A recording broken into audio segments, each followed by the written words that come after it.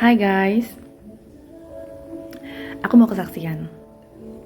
Jadi awal bulan Oktober ini aku ngikutin suatu ajang voice over challenge, ya kan. Nah ini tuh ajang bergengsi guys. Ajang bergengsi karena dia diadakan se-Indonesia Raya, senasional gitu ya.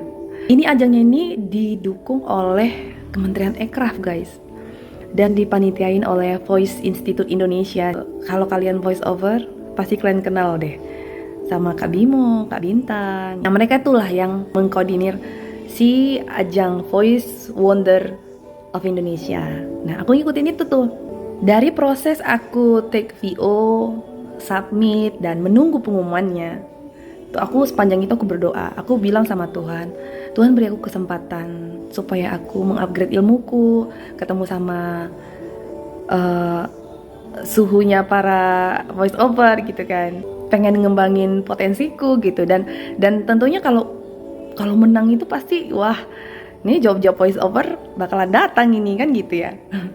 Jadi selama proses itu aku tekun berdoa, minta sama Tuhan, karena aku pribadi yang sangat percaya gitu ya, ketika Tuhan yang membuka pintu, tidak ada satupun yang dapat menutupnya. Kalau Tuhan udah angkat kita, nggak ada satupun yang dapat merendahkan kita gitu. Aku percaya itu. Nah, ya minta dong. Aku minta dong sama yang mempunyai kuasa itu gitu kan. Nah, jadi ternyata submitternya itu ada 7.200 guys. Dari 7.200 itu dipilihlah 100 peserta gitu untuk gelombang pertamanya gitu. Dan itu 100 peserta itu nanti bisa Zoom bareng sama mereka, dapat ilmunya juga gitu. Jadi, wih, aku gini juga. Wow, dari 7.200 jadi 100. Sepertinya mustahil gitu ya. Sepertinya mustahil gitu kan. Aduh Tuhan, gimana ya? Nggak mungkin deh kayaknya ya. Nggak mungkin kayaknya ya. 7.200 ke 100 gitu ya. Terus aku bilang gini, aku ingat Gideon, ya kan? Gideon itu ya, dia itu mau melawan bangsa Midian, ya kan? Dia itu pakai awalnya itu dia puluh ribuan prajurit gitu. Tapi Tuhan suruh ya supaya kurangin lagi, berkurang. At the end, baca deh itu keren banget. At the end prajuritnya itu 300 orang loh, yang melawan prajurit bangsa Midian yang banyak banget itu gitu. Apa namanya itu guys? Kemustahilan. Jadi ya Tuhan itu memang selalu bekerja dalam suatu yang mustahil kan gitu. Jadi aku mengencourage diriku sendiri gitu dengan pakai iman itu gitu. Aku bilang gini, Tuhan, nih aku Gideon aja nih Tuhan bisa nih Tuhan pakai gitu kan.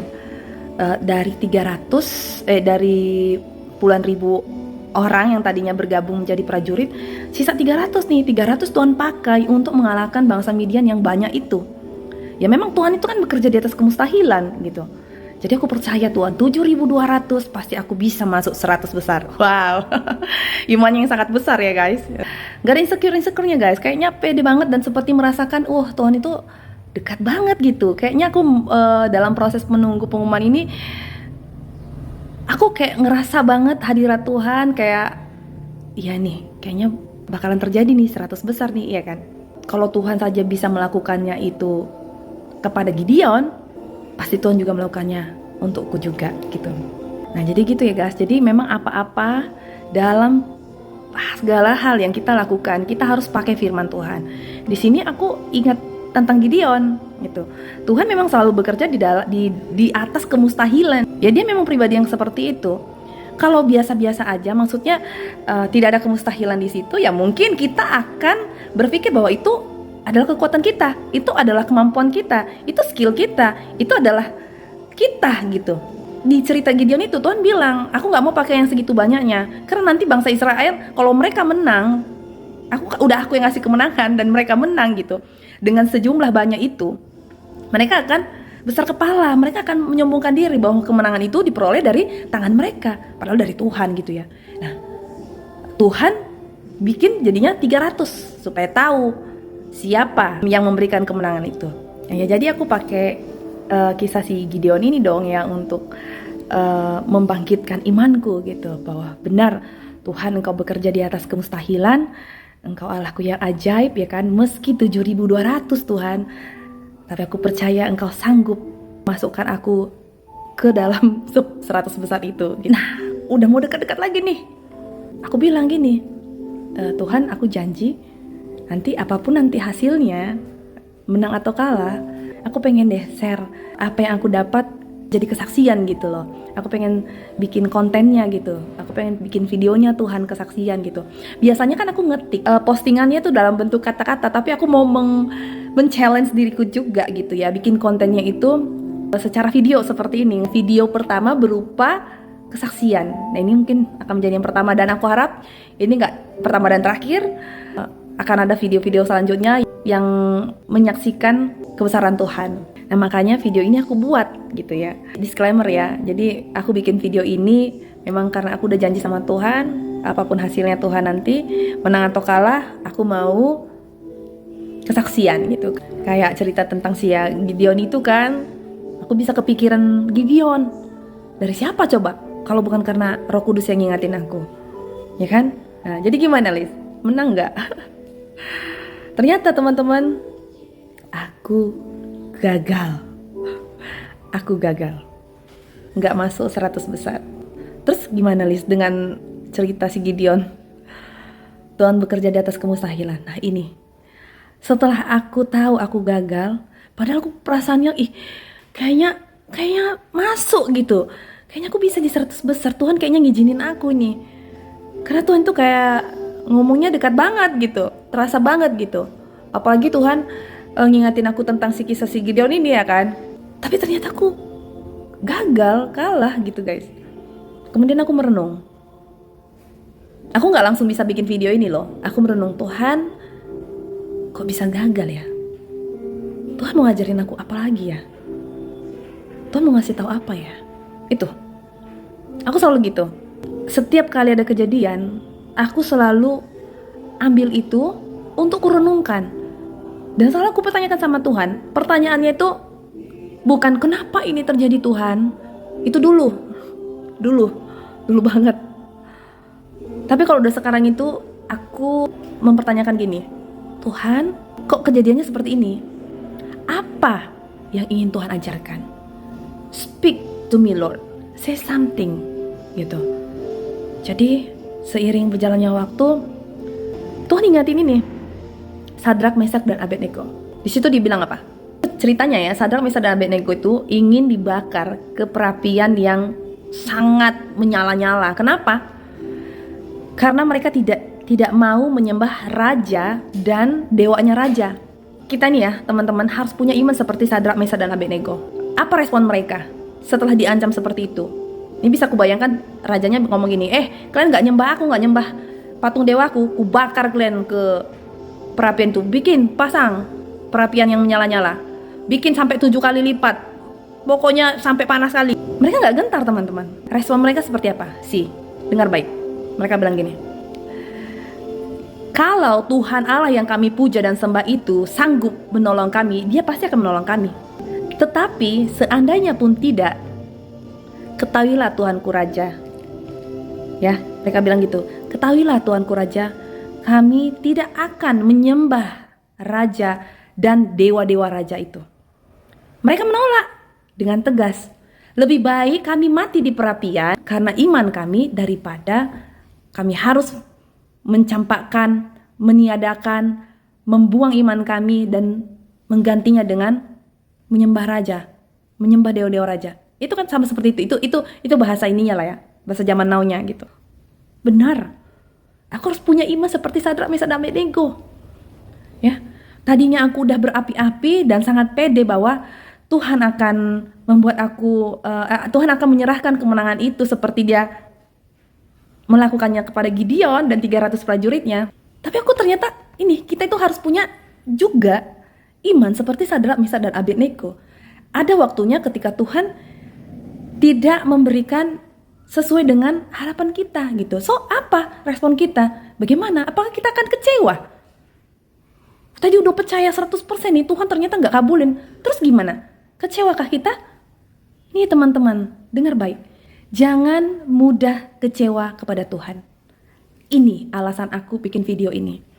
Aku mau ngajak teman-teman, apapun yang terjadi, ya, kalau hal itu tidak sesuai dengan harapan kita, jangan mudah kecewa sama Tuhan. Kita tuh harus tetap percaya bahwa Tuhan itu punya rancangan yang indah. Dia itu paling tahu yang terbaik buat kita. Dia tuh paling tahu ini yang terbaik bagi kita. Karena dia memang gak pernah merancangkan kecelakaan, merancangkan yang jahat bagi kita. Malapetaka atau apa, sesuatu yang menghancurkan hidup kita, dia gak pernah merancangkan itu. Justru Tuhan merancangkan masa depan yang gilang gemilang. Masa depan yang walaupun kita hancur, dia menghancurkan itu untuk membangkitkan pribadi yang baru, untuk membentuk karakter yang baru. Karena bagi Tuhan tidaklah sulit untuk mengubah keadaan kita, teman-teman. Bagi Tuhan tidak sulit, dia itu hanya semudah dia membalikkan telapak tangan, keadaan kita bisa berubah. Kegagalan itu bisa Tuhan ubah menjadi suatu keberhasilan, menjadi suatu kesuksesan buat kita. Yang tadinya sakit, bisa Tuhan gampang banget untuk menyembuhkan kita.